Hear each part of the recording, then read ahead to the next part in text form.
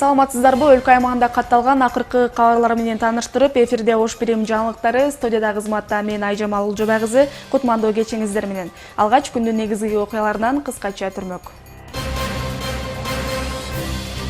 Ош шаарында адвокаттар каланын башкы прокурору Атай Шакир уулунун кызматтан кетүүсүн талап кылышууда. Өкмөт башчылык кызматына Сооронбай Жээнбеков сунушталууда. Жергиликтүү бюджетти кабыл алууда аялдардын маселелери эске алынбай жатканын Араван районунун тургундары билдирип чыгышты. Ош шаарында Германия жана Швейцариядан келген музыкалык топтун концерти болуп өттү.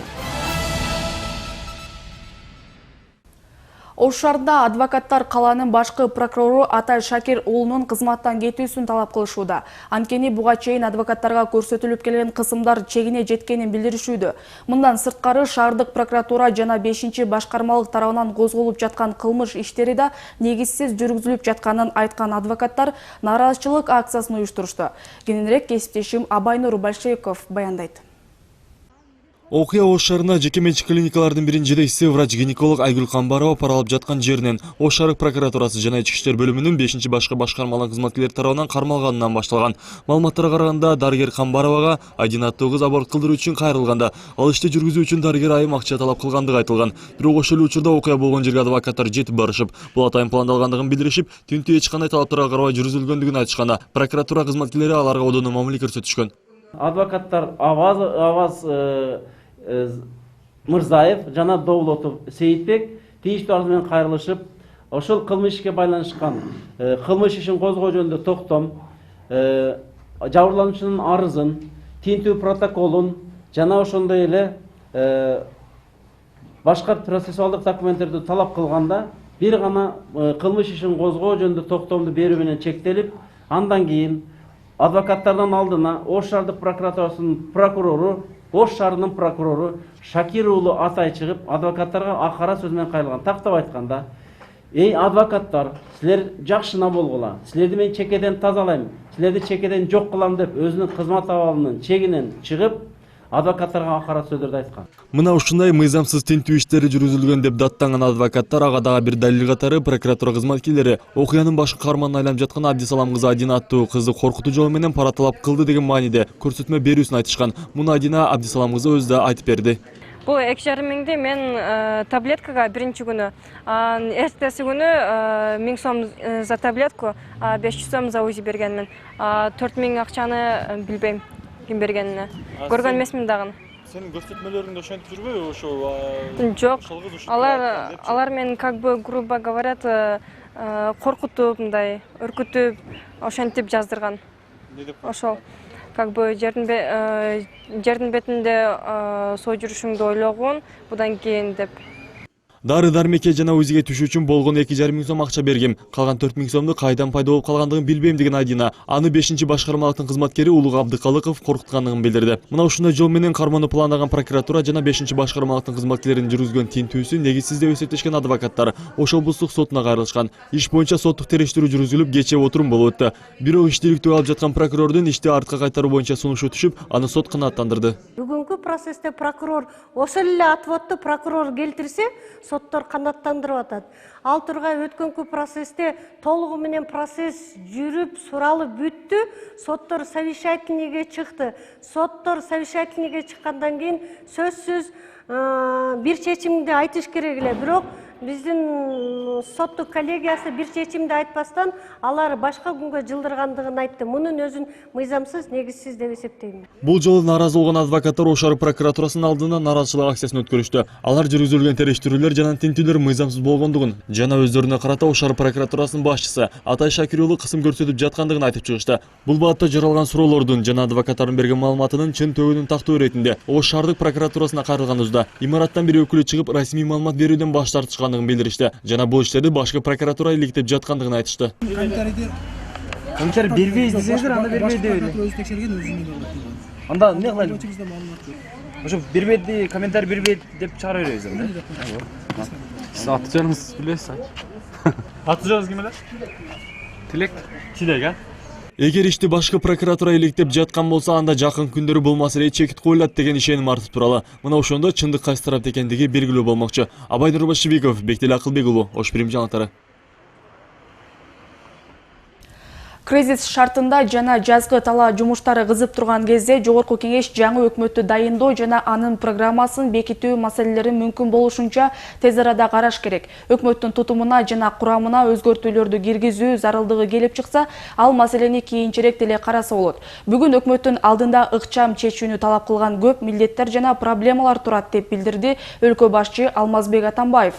Парламенттик көпчүлүктүн коалициясына кирген фракциялардын лидерлери менен жолугушууда. Бүгүн Жогорку Кеңештеги фракциялардын жыйыны өтүп, анда президенттик аппараттын башчысынын биринчи орун басары Сооронбай Жээнбековдун талапкерлиги премьер-министрликке бир добуштан жактырылды. Ал эми анын иниси Жогорку Кеңештин төрагасы Асылбек Жээнбеков кызматтан кетери тууралуу арыз жазды.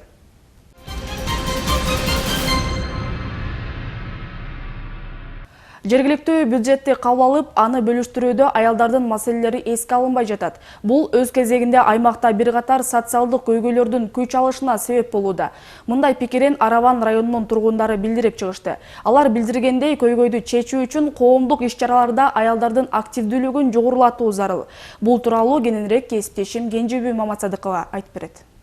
Араван районуна караштуу Чегабат айылынын тургуну Айнагүл Матраимова бир топ жылдан бери жергиликтүү мектепте уюштуруучу болуп эмгектенет. Айтымында аймакта жетекчилер жергиликтүү кеңешин өкүлдөрүнүн баары эркек кишилер болгондуктан көп учурда аялдардын көйгөйлөрүнө көңүл бурулбай келет. Эркек киши биринчи орунга өзүнүн көйгөйүн койгондой, ушу райондо деле биздин айыл өкмөттө да биринчи орунда эркектердин көйгөйү болгондуктан аялдарыбыздын көп көйгөйлөрү калып кетет. Ошол көмүскөдөчү. Ошон үчүн мен өзүм эми оюм, жеке оюм быйыл ушул ноябрь айында кичине ушул айыл өкмөтүндө атайын депутаттар болуп атат. Мен ушу 2 күндүк семинарга барып келип, мен өзүм депутатка коеюн деген оюм болуп атат да. Аялдардын башкаруу органдарына келиши көмүскөдө жаткан кыз келиндеринин көйгөйлөрүнүн убагында чечилишине шарт түзүшү мүмкүн. Андыктан бийлик өкүлдөрү коомчулукту бул маселеге активдүү катышуусу үчүн аракеттер көрүлүп жаткандыгын билдиришет.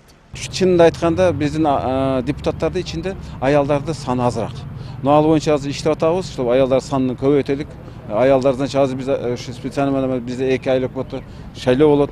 Ал жерде айтып атабыз, ушу аялдар актив катышкыла. Себеби баары бир мындай айтканда өзү биз районубуз мындай айта турган болсо, аялдар эркектерден көбүрөөк. Араван районунда эрте турмушка чыгып, үй бүлөлүк зордук зомбулукка кабылган кыз келиндер арбын. Жашы жете электигинен нике күбөлүгүн ала албаган келиндер ажырашкандан кийин да өз укуктарын коргой албай келишет. Андыктан аймактагы көйгөйлөрдү көтөрүп чыгып, аны чечүү үчүн элетели жергиликтүү бюджетти кабыл алууга активдүү катышуусу зарыл. Мындай демилгени көтөрүп чыккан Юзофош коомдук бирикмеси бир катар коомдук уюмдар менен биргеликте Араван районунда тегерек стол өткөрүштү. Аймактардан келген социалдык кызматкерлердин бюджет бөлүштүрүүгө активдүү катышуусу зарыл экендиги айтылды. Көп жерде мисалы үчүн бюджет бул конфиденциалдык маалымат, ал эч кимге таралбашы керек. Бул бир гана жергиликтүү бийлик органдарында болот деген туура эмес түшүнүктөр. Кээ бирги бийлик жергиликтүү бийлик органдарында ошондой туура эмес түшүнүктөр бар да.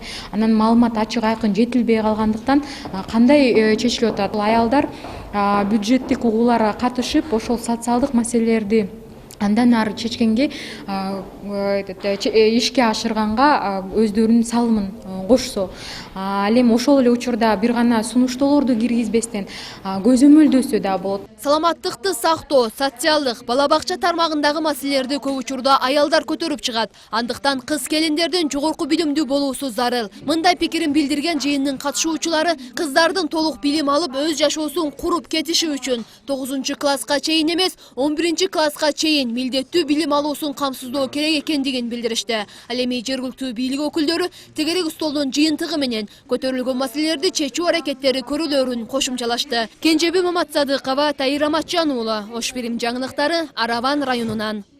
Өлкөбүздө калктын 60% гана таза суу менен камсыз болгон. Калктын калган 40% сууну арыктар, каналдардан ташып ичишери маалым. Ал эми канализация системасы да негизги көйгөй жаратып келет. Ош облусу боюнча канализация системасы бар объекттер 3% гана түзөт. Көп кабаттуу үйлөрдө болгону менен жер үйлөрдө жокко эсе. Мына ошого окшогон маселелерди чечүү максатында ичүүчү суу менен камсыздоону жана агындылоону өнүктүрүү департаменти тарабынан бир топ алгылыктуу иштер жүргүзүлүүдө. Аталган көйгөйлөрдү чечүүдө сырттан донорлорду тартып келишүүдө.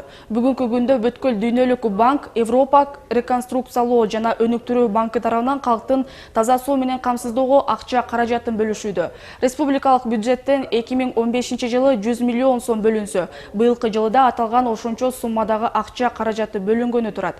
Бул боюнча атайын презентация өтүп, ага Ош шаардык мэриясынан, Санэпид көзөмөл борборунан, Экотех инспекциясынан, архитектурадан жана суу тармагында иштеген адистерден чакырылган. Аквапласт компаниясынын презентациясы болуп эсептелет. Булар өндүрүлгөн ушу полипропилен материалынан жасалган ушул атайын агындылоо каражаттарына керектүү, агындылоо системасына керектүү каражаттар да. Ошондой эле Россия Федерациясынын Самара шаарынан келген Эколос компаниясынын менен партнер болуп бүгүнкү ушу презентацияны жолусум ошол өздөрүнүн продукцияларын ошол шаарлардан келген өкүлдөргө көрсөтүп жатат. Кыргызстанда дин иштери боюнча мамлекеттик комиссиянын карамагында иштей турган диний кырдаалды изилдөө борбору ачылды. Бүгүн анын расмий ачылыш аземи өттү. Бул мекеме диний чөйрөдөгү изилдөө, мониторинг жана билим берүү иштери менен алектенмекчи. Ошондой эле эл аралык уюмдар менен жигердүү кызматташып, маалымат алмашып турат. Борбордук Азиянын бардык республикаларында акыркы жылдары радикалдуу жана экстремисттик диний агымдар күчөп баратканы байкалган. Сирия менен Ирактагы согушка катышкан кыргызстандыктар жөнүндө маалымат алгач 3 жыл мурун жарыяланган. Расмий маалыматка ылайык, андан бери ал жакка 500дөн ашуун кыргызстандык жаран жөнөп кеткен. Бийлик диний экстремизмдин алдын алуу боюнча бир топ чараларды көрүүдө. Аталган борбор дин маселелери боюнча кеп кеңешин айтып, жаңжалдардын алдын алуу жана болтурбоо, аларга жооп кайтаруу боюнча сунуштарды иштеп чыгып, мамлекеттик жана жергиликтүү өз алдынча башкаруу органдарынын кызматкерлеринин диний маселелер боюнча квалификациясын жогорулатууга кол кабыш кылып, калктын диний сабаттуулугун арттырууга көмөктөшөт. Ал эми азыр Алам алкагында болуп жаткан акыркы кабарлар менен таанышып алыңыздар.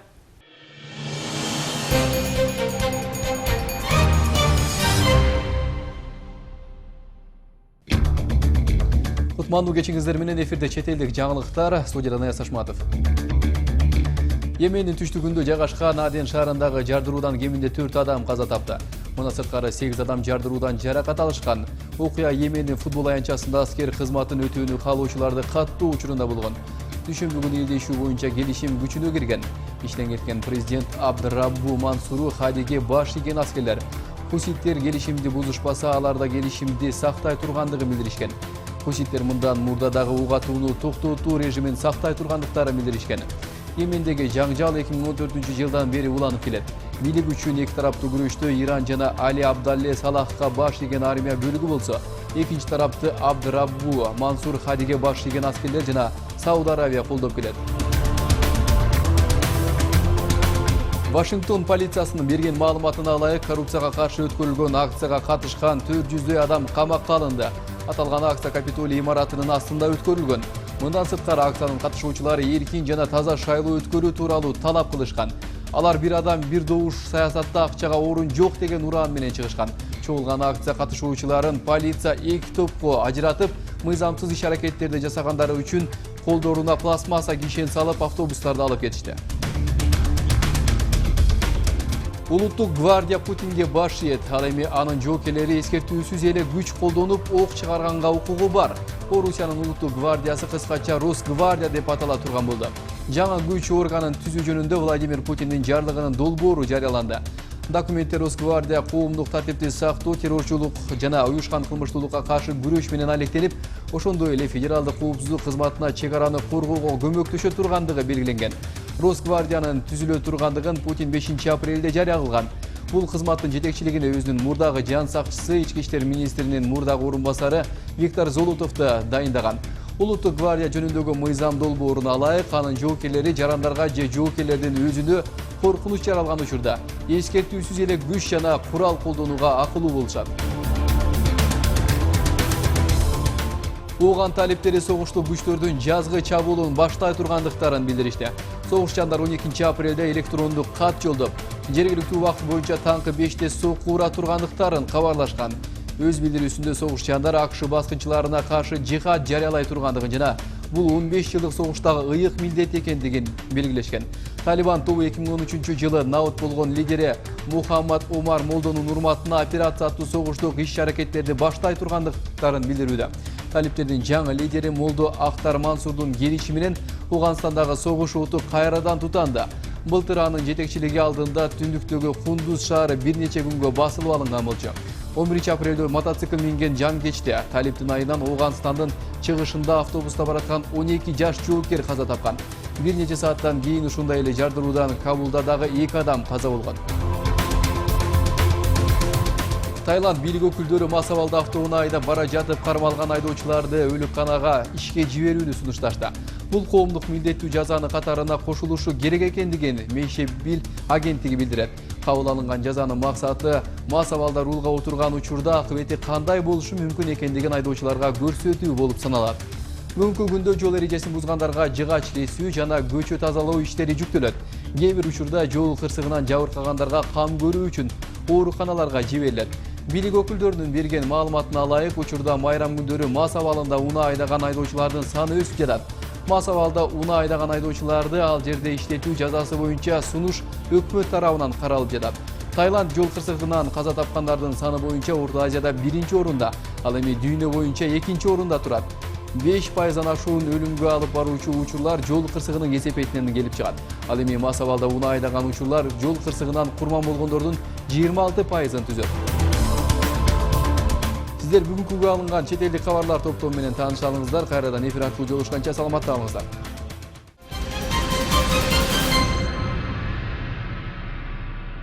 1961 жылы 12 апрелде адамзат тарыхында чоң бурулуш жасалган. Дал ушул күнү биринчи жолу адам баласы космоско учкан. Ошол күндөн тартып 12 апрель авиация жана космонавтика күнү катары белгиленип келет. Бул күнү шаарыбыздагы Орусия мамлекеттик социалдык университети корпоратив сүрөт мектеби менен биргеликте салтка айланып калган чакан иш-чара өткөрдү. Иш-чаранын алкагында окуучулар тарабынан тартылган сүрөттөр жана космоско байланыштуу макеттер көргөзмөгө коюлду. В рамках праздника у нас будут подведены итоги.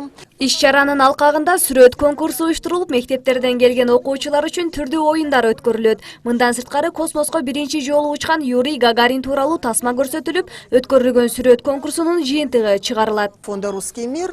Жандергиткен жандуу музыка. Ал бирде адамзатты кубандырса, бирде ойго салган күчкө ээ.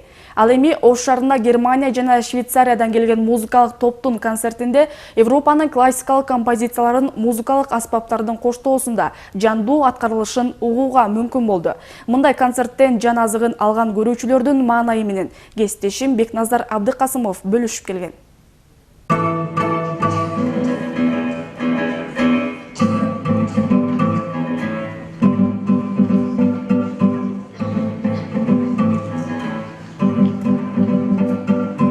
Кандай гана музыка болбосун, классикалык музыкалардын орду баары бир башка. Бул жолу Ош улуттук драма театрынын концерттик залында джаз жана классика жанрындагы чыгармалар жаңырып турду.